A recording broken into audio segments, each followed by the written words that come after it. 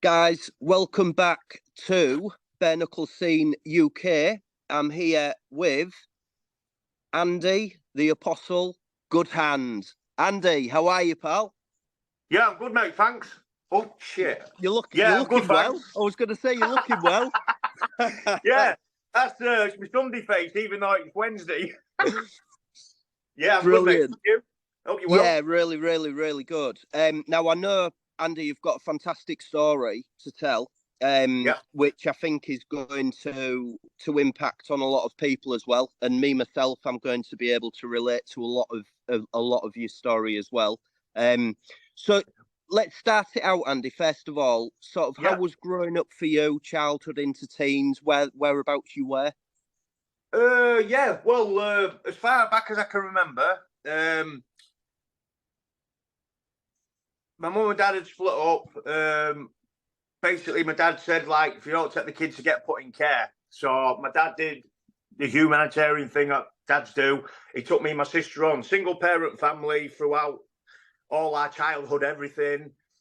So yeah, it was just me dad. Nan and Grandad helped and other family members. And my mum, what I call my mum now, my Auntie Alice, was my dad's eldest sister. And she, like a mother figure, you know, so I do call her mum. And her two sons, one of them, we lost him through cancer, bless him. Faz, I'll come to that in a bit. And Chris is the same age as me. So we're more like brothers, you know, not cousins. It's weird. We've got like a proper bond. Yeah. So, So yeah, the childhood was all right. You know, dad tried everything in that. Good support. Fucking brilliant, amazing dad. Sorry for swearing as well. No, don't worry. So yeah, he's absolutely amazing to us, and we had a bond that couldn't be broken, you know. And we did everything together, like football. Then I'd go watching football. He'd take me to football, carry on my shoulders and stuff like that, just like father-son stuff, you know. And I got some stick for that when I was younger because I was that close to my dad. People used to like slag me, oh, daddy's boy, or probably this, that, I'll be with his dad or whatever. But they understood the facts of the matter. Kids are kids at that age anyway. They didn't give a fuck. But yeah, so suffered a bit of bullying and that, and then got over it. So yeah, yeah. And whereabouts was that, Andy? Whereabouts are you? And what part of the UK, mate, was that? Oh, Scunthorpe, born and raised, mate. Scunthorpe, sunny. Not too far from me, then. To be fair, not a million miles. Hull, so not a million miles. Yeah. Gully. Yeah. Never dull in Hull, mate. Never dull in Hull. Yeah. So childhood was good. Like you say, you probably had a bit of issues bullying, like you said, and that's something that seems to be quite a common theme with a lot of people that go into fighting as well. That they, that they suffered from a young age of that. So going into like how? So did you go through school? School was good. Did you finish school? Do your O levels, GCSEs at that point, weren't it? GCSE. Yeah. Well, what happened was I'd chosen the wrong. Like junior school was all right and that, and then when I had senior school, I went to one school which was just a bad choice. It was Irish. Still got a lot of friends from there still to this day who we didn't get along with when I was younger. And then I struggled there.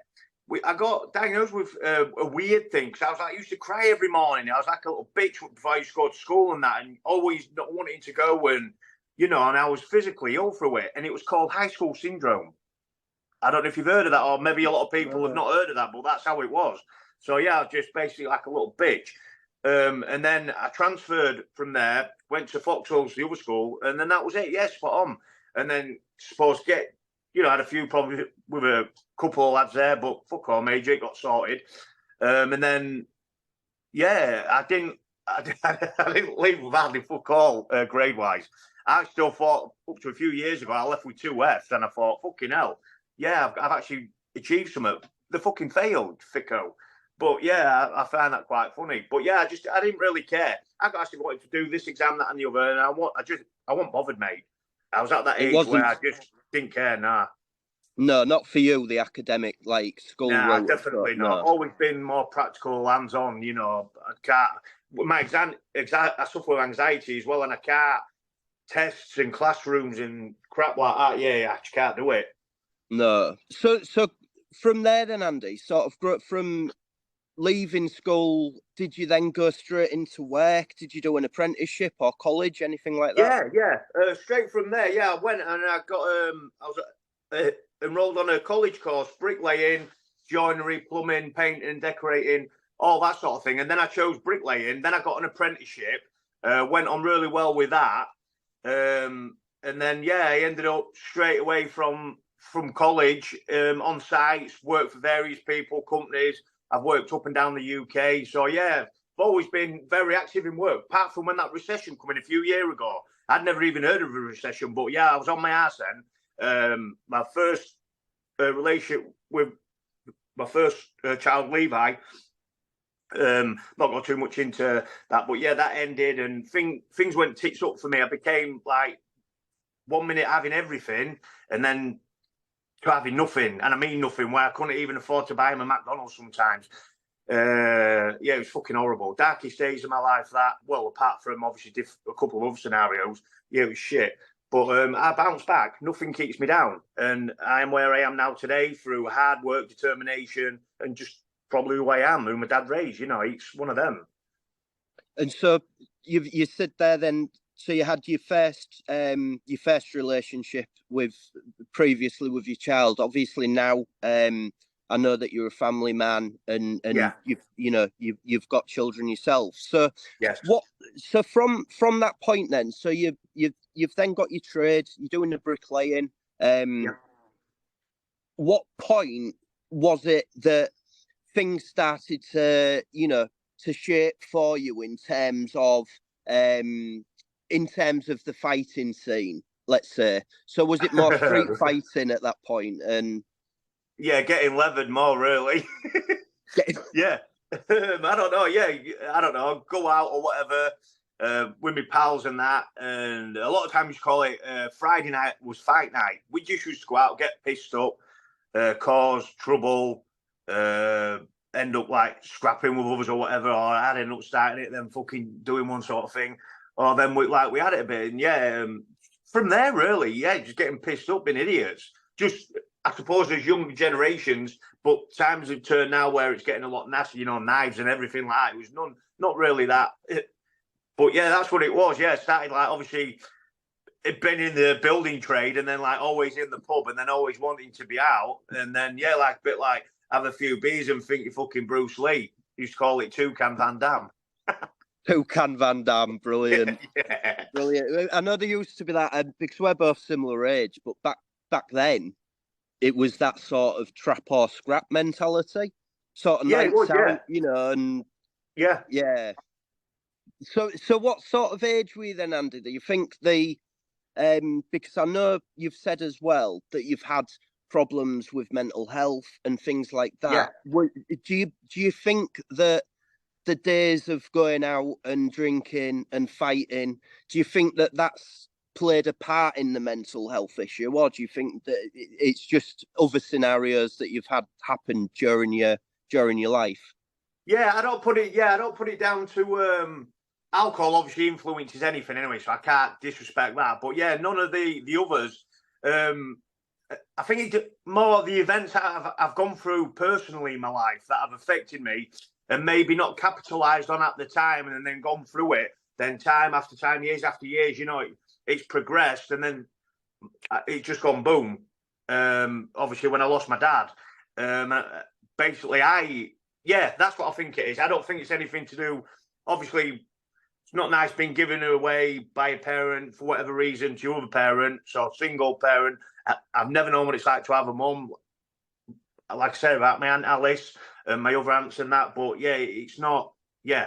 So I think it's like things, certain periods in my life, not like going out when I was younger. I don't think it's that anyway. So for yourself then, Andy, what point? Obviously, you're working, you're bricky, doing the bricklaying, and then you get to the point where you're going out at the weekends, you're getting into fights. You're a bit of a scrapper. What Getting point did you then think? So what stage did you think, right, I'm going to get myself into a gym and start sort of learning, you know, the art? Because I know you said that you're interested in martial arts as well. Yeah, but I've always loved it. Like I said, I did kickboxing when I was earlier on, what, 10, 11, 12 maybe, not for a long period, but I've always been like interested in like the films and, you know, stuff like that. And it was later on in life when I went to K1, which is around the corner from me. But then, like I say, I got rib damage, so I stopped that. Then I like got into the gym, like gym, steroids, and I got quite big. You know, I was addicted to training, if you like. But then, yeah, a couple of things where my ribs was concerned, you know, so I had to stop doing that. And then I just started training again about 6-7 months ago. I just thought, I'd always fancied it. And when BareKnucle come about as well, I thought, you know what? I love that, like kickboxing, boxing, all that. I always used to watch it, everything like that, and know folks that are, you know, fighters from various organisations and stuff. And I just thought, fuck me, I'd love a crack at that.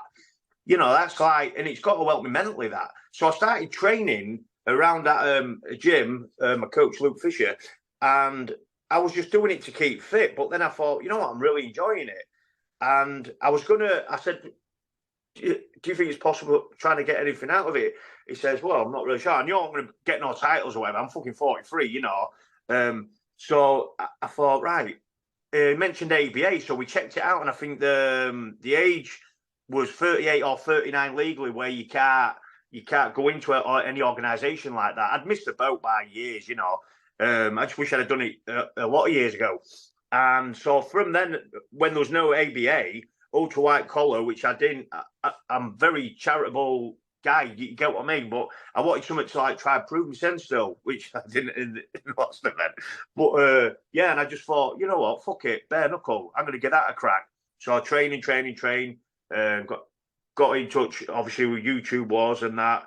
And it just went from there. Yeah, just really. Fantastic. And shout out to Simon Kirk and YouTube Warz as well. Definitely, you know, yeah. Yeah. So I was there at the first event, Andy. You fought Matthew Felton. That's right, yeah. You've been nothing but gracious in terms of him. So a lot of respect for that. But talk me through the event from your point of view. Yeah, it was mad. Right. Yeah, so like obviously getting in touch on that from like deposit, tickets and all that. I get me saying geared up, revved up and everything. And I thought the training going really well. And I know it's not boxing in there. It's like brawling, fighting. And I got matched against another novice I think he was called Richard Soka. I don't know how you pronounce it anyhow. And there was a few issues and that. I wasn't getting in touch with Simon or this, that and the other. So I'm promoting from my end, even like going out and getting my own little posters made, putting them up all around town and that, because it's big business for me. Do you know what I mean? It was like something I'd never done and I was fucking so proud, and my dad would be proud of me. And I just thought, yeah, you know, I'm going to give it my all. And I went out and bought all decent like stuff, shorts to fight in, and got sponsorships from Sue around the corner and that. She, you know, put all the stuff on my white, which I shouldn't have worn white because all of it's knackered. It's all knackered. White claret now. It's gone from white to claret. Yeah. It's still in my fucking training bag anyway, upstairs. But yeah, and then another fighter, Simon got in touch with me. He says there's a lad called Matthew Felton. I think he's an ex-army lad and that. Saying he's not had no fights and that. And then I seen a fight what he'd had previous on YouTube boxing, and I think he'd won one and lost one. So, but I knew, you know, if he's going to be an ex-army guy, I knew it was going to be a tougher fight. Yeah. I'm not discrediting the Richard guy because I don't know what he'd have brought to the table. But Matt, oh mate, yeah, I was buzzing all up into it. No nerves, no nothing at all. I was asleep all on the way to Bradford, and then gets there and that, and a lot of people had pulled out and whatnot. Some obviously proper reasons, which I know a few of the lads which have, and I know that they're, you know, I'm not going into that. But people want to be like, oh, BareKnucle hero and that. And what they're doing it for clout. So they get pictures, tell everyone, oh, I'm this, that, and the other. And they ain't got the balls to get in the fucking ring, mate. You need balls like King Kong. And So yeah, so anyhow, gets there to the event and that, no nerves or anything at this point. So I'm settling down and blah blah blah blah blah. And then our fight got brought forward because like the cancellations. Anyhow, I kept thinking, right, Taff's here. I'd seen Taff, gone over and spoke to Taff, spoke to a load of the other lads, absolute gentlemen, everybody that I met, not one bad guy. And yeah, but then Matt come. And I remember seeing him come through the door. Someone says to me, I think that's your man there, Andy. And I looked and I thought, fucking hell, he's big. I thought, we've got something mixed up here. Anyhow, when he come, we spoke and that from the off, mate, absolute gentleman. So, yeah, we got a picture taken before as well. Had a chit-chat and that. We got called out, like, our ring walk, let's say. So, yeah, I'm buzzing my tits off, man. It's just something you cannot explain how good that is. I can't really remember a lot about it. I haven't been honest there. So I was buzzing like, but yeah. And then when we got in there, and then when Matt actually could come to the ring and he climbed in the ring, I thought, oh, he's quite a bit taller anyway out the ring. He just looked like a giant, like a jolly green fucking giant. I was like, ah, right. So I think from that point, then I tried like going straight in, which was a mistake, and then he just closed me down. It was weird how he did it and all because I couldn't really get anything off apart from in a clinch. I call it getting mauled. He had me at distance, it was that active and fit, total different league to me altogether, you know what I mean? So I take my hat off to him. And what an experience. You know, I mean, he got stopped by a cut the fight, but I mean, I got to go Pagger anyway. He got a lot of shots onto me. Ribs knackered, the eye, you know. My ear was like a cartoon ear anyhow. No, not that one. It was this one. It was like had someone else's ear on, all bruised and all that. But didn't get knocked out or anything. And I think to go on as long as I did, even though it wasn't a long fight, and my left eye started flickering, so that was doing me head in as well. So I couldn't continue. But yeah, I mean, I got beat by the better man, mate. He was quality, and I'm looking forward to meeting him again and seeing him fight. Yeah, brilliant. But what an experience, mate. I knew I could have pulled out any moment because the guy, I thought, you know, I don't know. I just got outclassed anyway. But the experience taking part, mate, that was what did it. It's not about winning or losing. It's about getting in there. So, yeah, I'm proud of myself. 100%, mate, and you should be. And like I say, in regards to it as well, I don't think a lot of people understand what a big part like cardio plays in terms of getting into the ring and fighting as well, because it just drains, doesn't it? Your energy just, you know, it drains massively. And if he's got that military background as well, I mean, he'll have, you know, I can imagine, you know, to be fair, but it was awesome. Play though, you know, I mean, it looked like he was carved out of stone, mate. When his top come off, I was like, holy crap. And it's me with the old dad bod with a little podgy belly still. And I thought I looked all right in shape for my age, but yeah, different gravy, mate. That's why people like that saving our country from different bits of bats, and that's why I'm laying bricks. No, respect, mate. Like I say, you've done nothing but speak really highly of him, and as well, like you say, you need balls like King Kong to get in there in the first place. Definitely. So big respect, mate. So then, just to sort of rewind a bit, then. So when obviously, I know you've had mental health is a big thing for you as well. Yeah, definitely. And it's something which you champion and you're happy to talk about. What point in life were you when the mental health really started to sort of impact on you? Well, a good few years ago, like I mentioned earlier about my cousins was like brothers. Like I love all my cousins and all my family, but because we was brought up together. Now Chris was the same age as me, went to school together, and we still close as though. Anyhow, Paul, but his nickname was Faz. We called him Paul. He gave us a good hiding. Anyhow, the Paul bugger, he'd done sport, well known all around Scotty and surround towns, and that sport, football, cricket, everything, mate. It was legendary, a popular lad as well, and he got diagnosed with a rare form of cancer. I don't know what they call it, but it ate him alive anyway. It was just to see something like that and watch my family witness something, and such a proud lad that he was, and ill, and then he died in front of me, in front of others as well, when we went out to the hospice, and that was really, really hard. So that fucked my head up a bit and all, and I was out of work at that time as well. I'd done my foot, so I couldn't work in that, and I was just drinking all the time, and anger issues then as well. I remember, bust a table or chairs or something at one of my old houses and that, and it just went downhill from there. But then, like I say, things healed. I got better. Then when I lost my dad, mate, it's just like, holy shit. It's like, I get check my phone. Sorry, it was in a locker. I was at work on the 6 to 2 when I was on Dawes Lane Coke Ovens. So I left my phone in my locker. Anyhow, snap time comes, about 9-ish, whatever it was. And I looked, I was like, fuck, mate. There was like umpteen missed calls. I can't remember how many, and text messages galore. And I was like, something not right here. And then when I actually got into it, have you heard, well, what was it? I can't remember what it exactly said, but like, oh, have you heard about your dad, love? So I was on the phone straight away to one of my aunts, and she brought down, he's been found. I was like, what do you mean been found? He's dead, love. Well, I just didn't know whether it was a shit shave or haircut, honestly. So I went straight through to,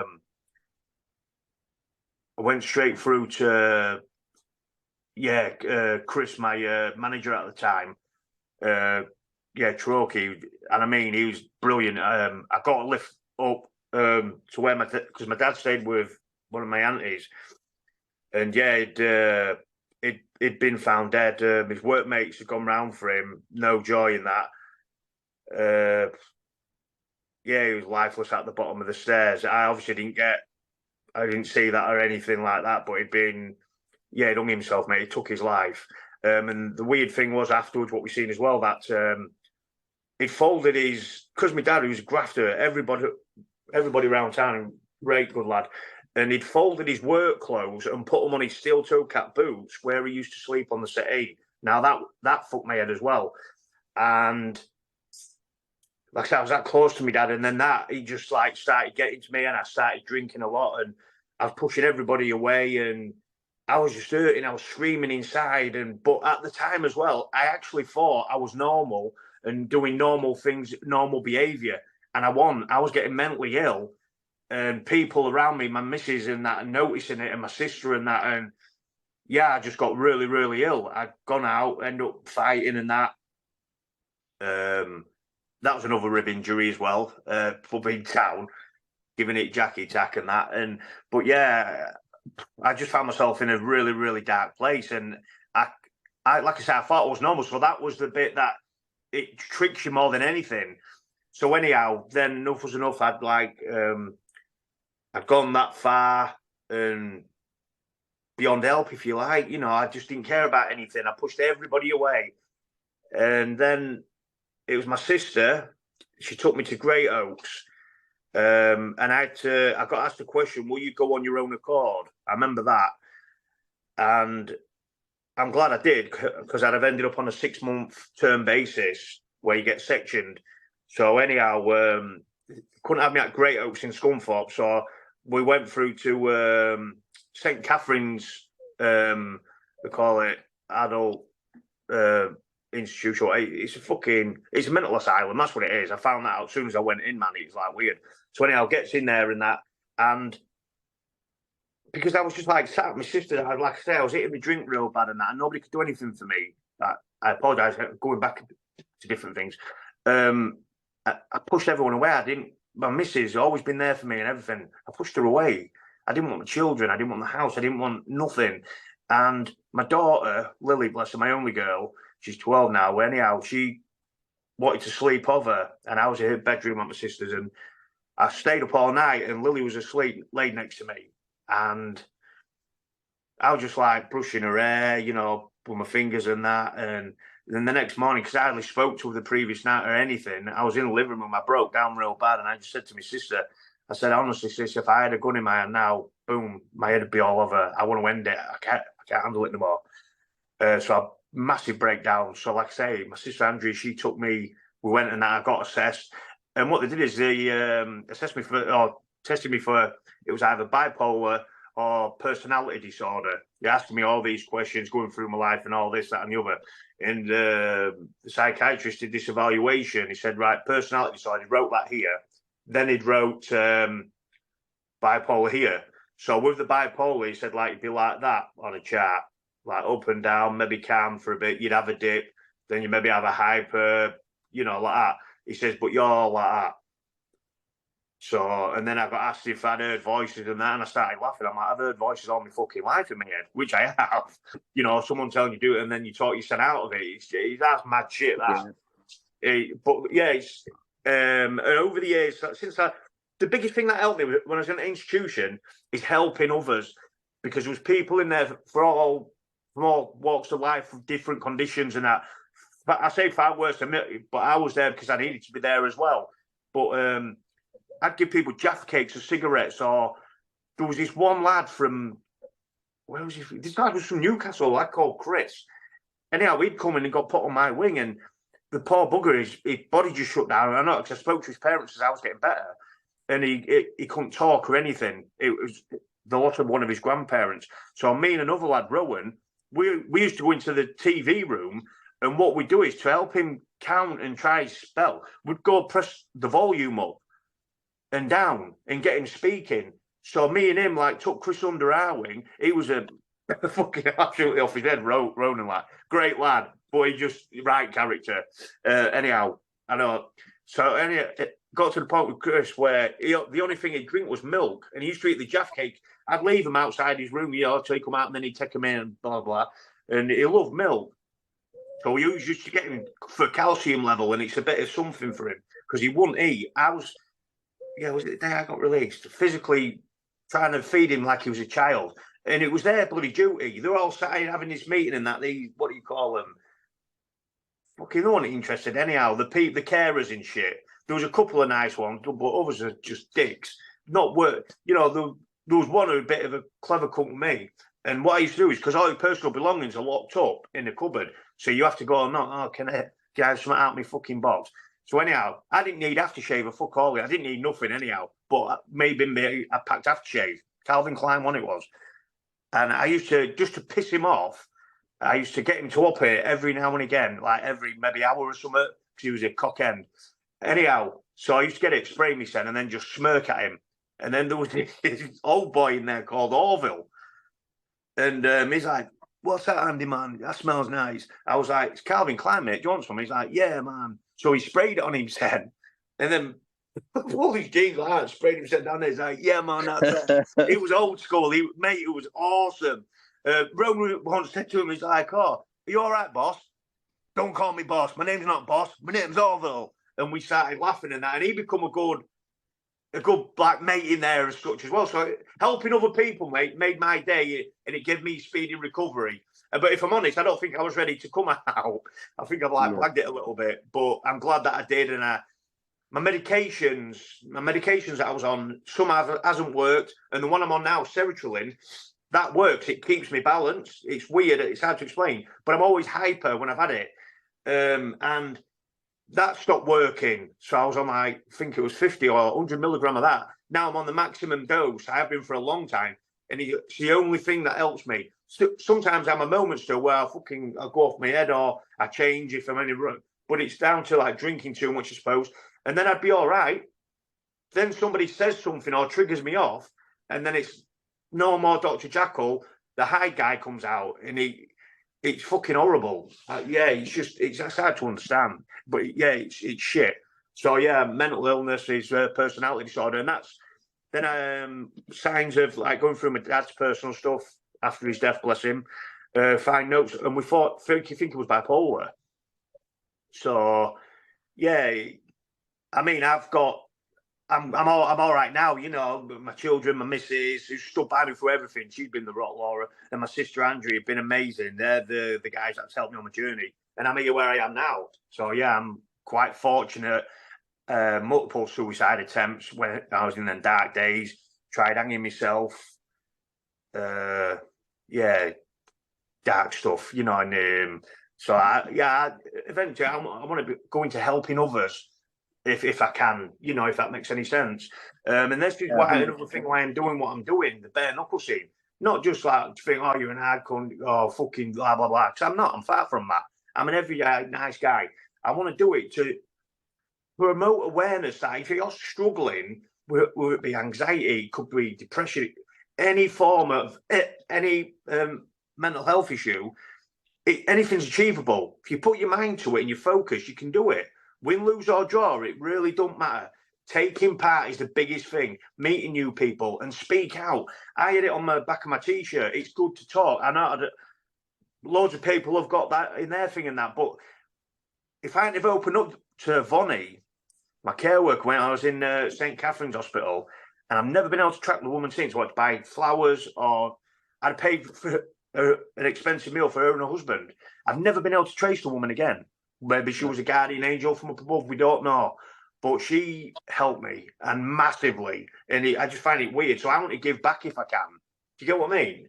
Massively, mate. And I think that's huge respect to you, and it tells the character that you are and the person you are as well. And similar to when I spoke to Taff last, he's very much big.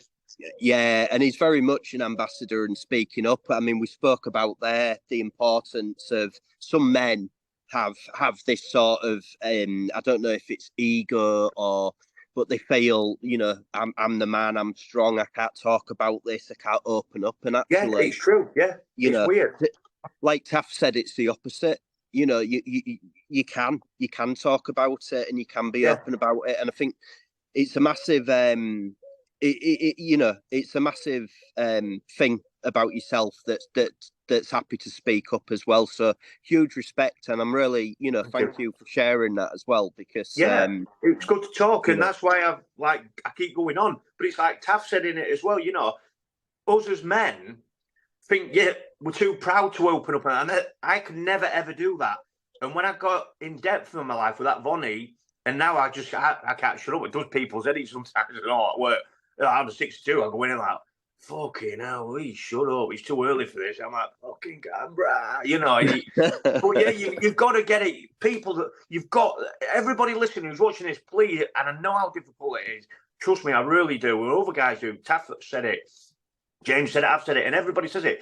Open up and talk. It could potentially save your life. Honestly, that sounds really weird, but it can.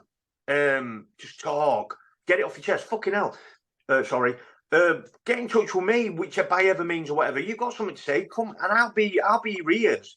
I will. But don't start crying, because I'm a very emotional guy. I can't handle my emotions. I'll start bailing with you. I'll start crying at EastEnders or something as well, And yeah, just open up and talk, please. I know it's hard, but do you know what I mean? Completely. Big respect for that, mate. Massively. And it's so good that there's people like yourself and Taff as well that have said, give us a call, get in touch with me, drop me a message, get in touch on the socials.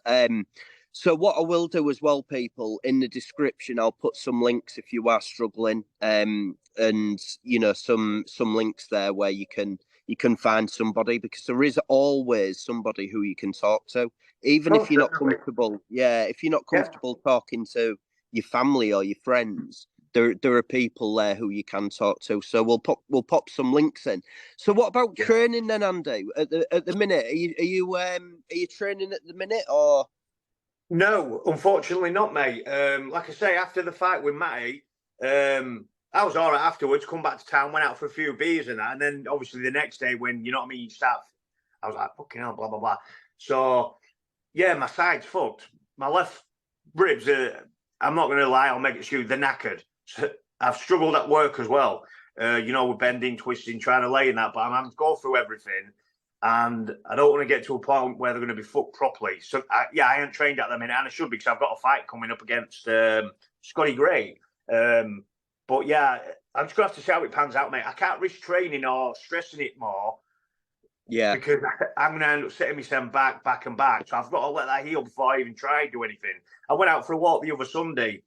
And yeah, I was laid on the set after that. Even after work and that, I've come home and Mum, she's like, "Oh, you all right now?" And that, I was like, "Yeah, but it's still pulling. There's something still not right." I went and got it X-rayed the other Sunday at hospital just to get it over checked. You know what I mean? So I want no damage. But yeah, good to see previous cracks or whatever in my rib cage and that. So they're a bit brittle anyway.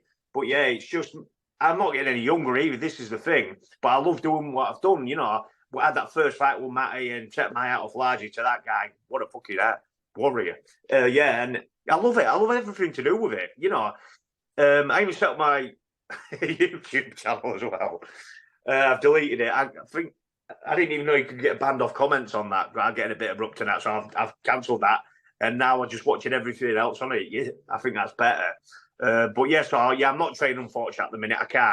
I can't risk not only risking like for fighting, but it can impact here with my missus, my kids, and my job. And my job, that's my sole income. So yeah, I can't. Yeah, I've got to be a bit careful. I'll keep everything crossed, mate. That hopefully, you know, it heals well, and Yeah, you know, yeah, massively. I mean, I know you've said you've got this fight lined up, which is set for YouTube Warz Chapter 2 again in Bradford. And you're lined up to be fighting Scott Gray. So people will know Scott Gray better as Scotty G. That's right, yeah. And he's sort of come onto the scene recently and wants to get into the BareKnucle himself. We'll have a podcast interview upcoming with Scotty G as well. So what's your take on that then? How did that sort of pan out with the arranged fight? Was that something that was put to you, or did you call out Scotty? Yeah, I basically called Scotty out because I'd like never heard of him or anything before. And then all these people that like saying, oh, they want to do this, or they're calling out him or her or whatever and all that. And I just thought, right, he's called out some massive, massive names in BareKnucle world and other naughty people and that. And I'm thinking, what's up with this guy? So I thought, fuck it, I'll call him out. So I called him out. Yeah, he accepted in that. And then I hated him to start with as well. Like, and just one of them things. And then, yeah, he doing it all for the wrong reasons. But then once I spoke to him and know now, he was doing it to get a reaction off somebody like myself to get him into it. So respect to him for that. But at the beginning, yeah, I wasn't seeing none of that and that. And I was going off my head, blah, blah, blah, at his mate and that. And but his mate, him anyway. But credit Scotty. But like I say, in my initial thoughts, he's going to call out people like that, and he's going to get bashed up bad. So I thought, I'm new to the game and that. So I thought, let's get it on. Yeah. So that's basically it. Respect. And you've spoke to Scotty as well, haven't you? So I think now and I think as well, there's too many people that are quick to jump on someone for no reason without knowing the person or the past history. Yeah. So I'm looking forward to speaking to Scotty as well and actually getting to know him. So from here then, Andy, where's sort of, obviously you're saying you're at that age sort of similar to me, back at, you probably count how many fights opportunities you've got on one hand, probably. Yeah, I'm nearly as old as a conker tree. Mate, I'm older than you. So don't, but what's the future hold for Andy the Apostle Goodhand? Where can you see yourself over the next sort of couple of years? I'm going to try and fight as much as I can. If I can keep active and keep the injuries minimal, yeah, I'm going to carry on. So I just love it. I love everything about it. I get off on like the fighting, the buzz. I don't mind it. Bit of a thrill, really, when you're getting leathered. It's sick, some might say, but I like it. It's a bit of a remedy, really. Yeah, I just love it, and I want to do it, and I want to get, if I can, more so, but obviously not on the YouTube side, but like a bit of charity work maybe, and do things more for charity, like similar to what I've been through and other people's been through. I want to help others because that's the platform that I want to go in towards. I don't want to be where I am, what I'm doing, in years to come. And yeah, I just want to try to do something for others, put something back into it. It's going to be difficult, but everything's, whatever it is. Yeah, I'll just carry on going to doing what I can anyway. No, and honestly, mate, I really do hope that the ribs heal well, and I do. Because I think for yourself, it's obviously the other thing as well that people need to get is for whatever reason in you, there's a scrapper, and there's a you're a fighter, and the fact that you can now do that on a stage which is controlled, it's safe. There's paramedics there, there's a referee. You're not worrying. I mean, nowadays, like you said, the world's a different place. Someone could get into a fight one week in the town, the next week they get stabbed up for it. So you at least you're on a platform where it is safe. And if that helps you, then definitely. All credit to you, because I know it does help a lot of people. The same with Taff and his mental health. He's he swears by the gym and being in the gym and training. So you just burn off all your steam. It's great.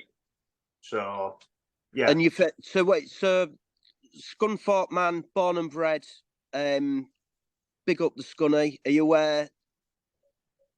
Are you a football man as well, Andy? Not no more. I still like to try and keep tabs on it, sort of thing, but like watch England. I always look for Scunny's score and whatnot.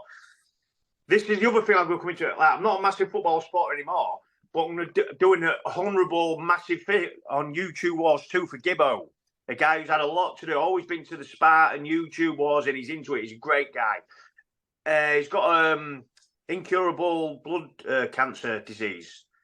Now, he shows with lymphemia and stuff. And what I've done is, to make his day, get him more involved, I'm going to wear a Newcastle shirt. What he's had made for me. He's got Apostle 1 on the back of it. I'm coming out to Fog on the Tyne for him, out of respect.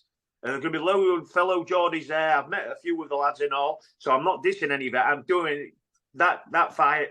My last fight was dedicated out of respect to my dad, and this one's respected to Gibbo for just being a gentleman. Mate, the guy's a legend. So, sorry to cut you off a little bit there, but I'll be like, why, aye, man. Oh, fantastic. And I think as well, for you as well, it must mean a lot. I mean, the way how you're coming across is you're very much wanting to help others and help raise awareness and understanding, which is only going to happen if people like yourself are happy to speak up and actually, share a story, which you have done. So absolutely massive respect, and thank you ever so much for actually sharing your story as well, Andy. No problem. It's been an honour to be asked to come on your platform, mate. It really has. Well, it's a very new channel, but hopefully we will grow, and from my point of view, for you to take the time out to speak to me as well, I'm very grateful for it, and I'll keep everything crossed that I'll be able to see you in October in Bradford again for well, like I say, 2, for what? Sorry, to cut you off. I mean, I should be healed and I'll be there anyway. But even if I'm not healed, I will still be there. I'll still be trying to get involved as much as I can, trying to help and everything. So we'll meet up, mate. And this time I'm fighting third anyway, so I'll be able to sit down, relax, moan, as they say, and I'll be able to have a beer with everybody. Oh, fantastic, mate. Well, I'm really looking forward to actually, getting to meet you in person and having a good chat to you in person as well, Andy. Same, likewise, mate. Yeah, definitely.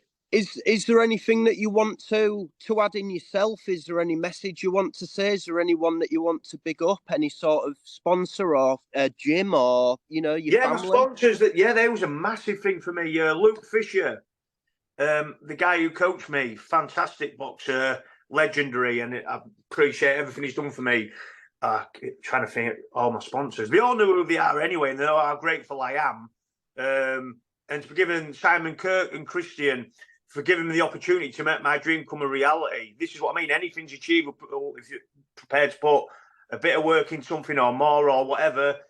You can do it. Everybody can achieve. And thanks to these guys and YouTube Warz and yourself for getting me on here. My supporters, my family, my kids. My youngest lad, Alfie, makes me laugh at the minute because he's always like trying to be a microphone announcer like Bruce Buffer. And you can hear it. He's continuously watching my fight against Matt. And I'm thinking, what the hell's he doing? But what he's doing is he's ripped his stem out of his scooter and he's like, welcome, please, Andy Goodhand. And then he's like, Matt Felton. And you ask Alfie whose favourite fighter is, he like Matt Felton. I'm like, what? Mate, it's quality. He just loves it. He loves it so much. I know children shouldn't be watching that sort of thing, but the lads and my older lad, you know, they all love that sort of stuff. The rough and tumble. Yeah, he's constantly on it, mate. Honestly, it's ace. Oh, brilliant. And it's lovely as well to know now. Obviously, you've said that you've had your problems in the past. You know, you had your time there, but actually to know that you're with your family now, and you're in a much better place now than where you were previously. Which you know, which is huge. It's massive, and I think as well. You have to be at a point in yourself, don't you, to be able to say, right, something's not right, and we need to sort it out. And obviously that's what you did, and it's got you to where you are today in a good place, and you're very aware of the mental health issues as well. And I know you're a massive ambassador, if you like, for mental health and sharing. So everybody, guys, if you have any problems yourself, again, please, you know, please get in touch and reach out to somebody, because there's people who, you know, it's more common than what a lot of people think, and you're not alone in these situations. So Andy, we'll wrap up, mate. I want to say a huge thank you on behalf of myself. No problem. Simon Cake, YouTube Warz Chapter 2 coming October 21st, I think. Yes, it is. Yeah, I can't wait. Yeah, I really can't wait. I'm buzzing my tits off. James, thank you so much for having me on your show, mate. It's been an absolute privilege. No, pleasure to meet you, mate. And I really look forward to meeting you at the Bradford Hotel on the 21st of October. So Chapter 2 YouTube Warz.